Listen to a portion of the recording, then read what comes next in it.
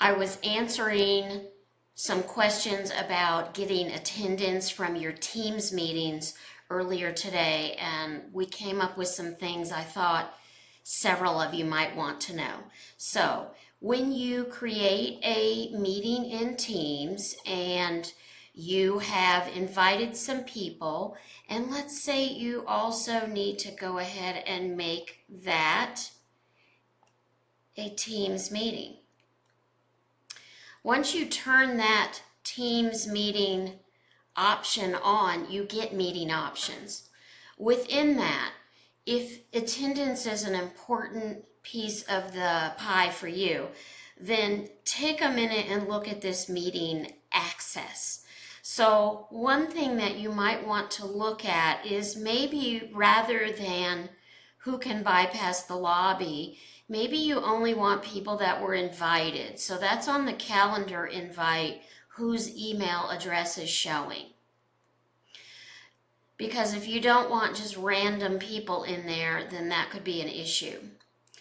But notice all the features, and this could be very specific to how your organization works.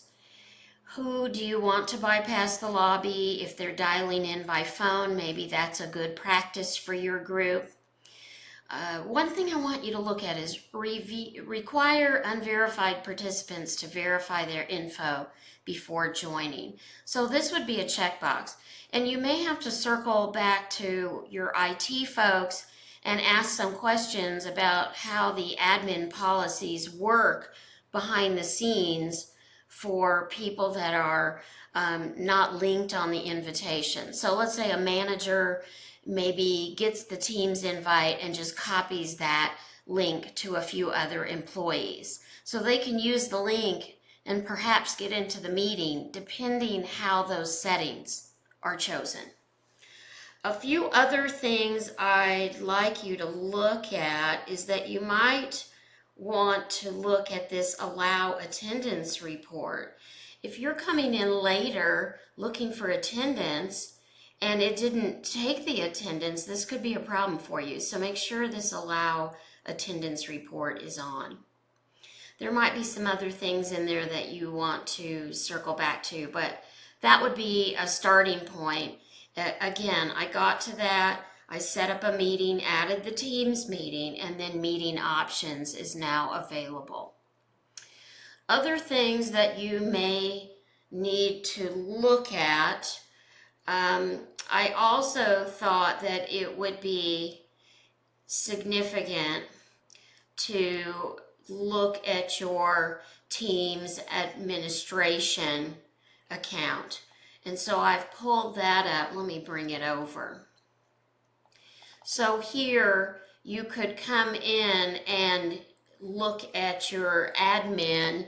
This is only if you have admin privileges, but I thought it would be handy for some of you to see that behind the scenes on your Microsoft account, there's a whole admin setup, and there are admin rights for your Teams account. So you may not have access to this, but this may be something that needs to be tweaked so that your settings and your attendance and how people come in and out of meetings functions the way you need it to.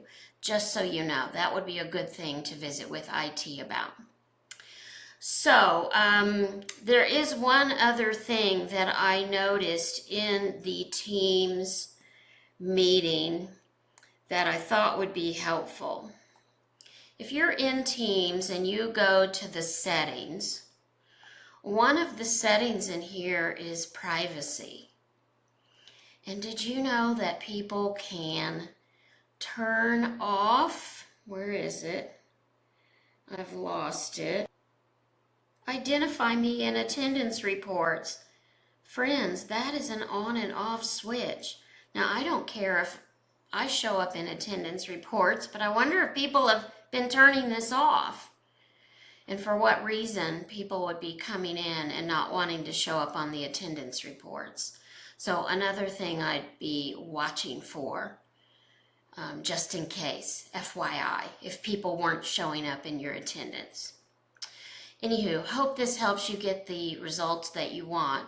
I should say that after you have finished your Teams meeting, and let's just say, let me go back to a chat. Let me pull maybe one of my recent Excel trainings. And after that, look, there's an attendance.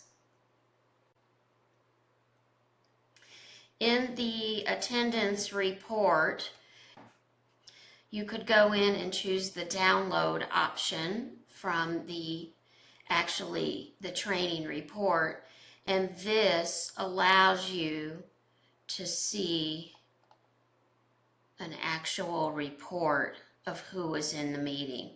I'll leave this with skinny columns so that it's not revealing anybody privately, but there you can see that I'm getting name, first join, last leave, in meeting, attendance time, email, participant, and then the role.